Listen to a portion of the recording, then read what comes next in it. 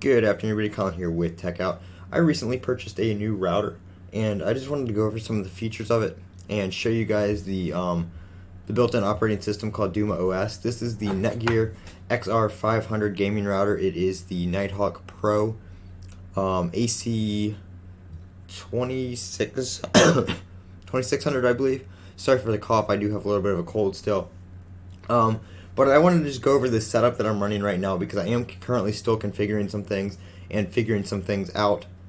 So my previous setup was the Google Wi-Fi running in a mesh setup. So I had three Wi-Fi pucks, one of them being the primary router and then two of them being in bridge mode, giving me a connection all around the house. So when I set up the XR500, I was expecting it to if I used the same SSID and password, that everything else would automatically reconnect. For some reason, coming from the Google Wi-Fi, just the way those work, I guess for some reason, some of the devices weren't reconnecting. Actually, only one of them did, and that was the iMac. Everything else would not reconnect, even though it was using the same SSID and password. So what I did was I reset my Google Wi-Fi,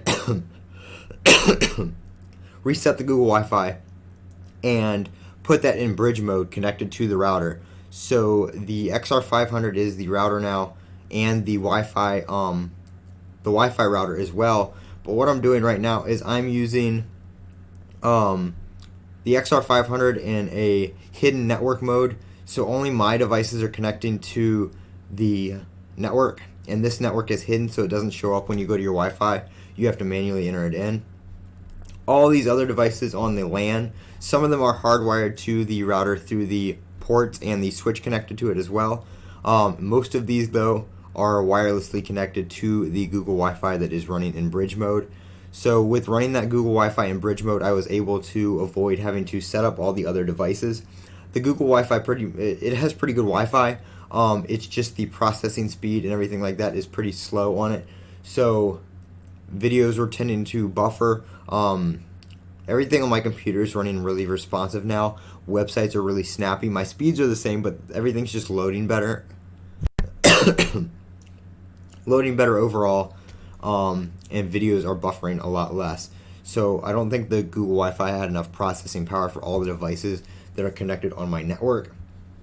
So there's a whole bunch of stuff. I'm not going to get into all this right now because it does show my WAN. I'm not worried about my local IP address, but it does show my ISP's IP address on here as well, so I'm not going to go into all the settings right now. But like I said, I have my Google Wi-Fi running the same network name as my old network, connecting all the other family's devices and stuff like that, all the smart home stuff, and then I have the hidden network running just my stuff like my phone, my tablet, my iPad and stuff like that. My computer is hardwired through this switch, as well as most of the stuff in my office. Excuse me.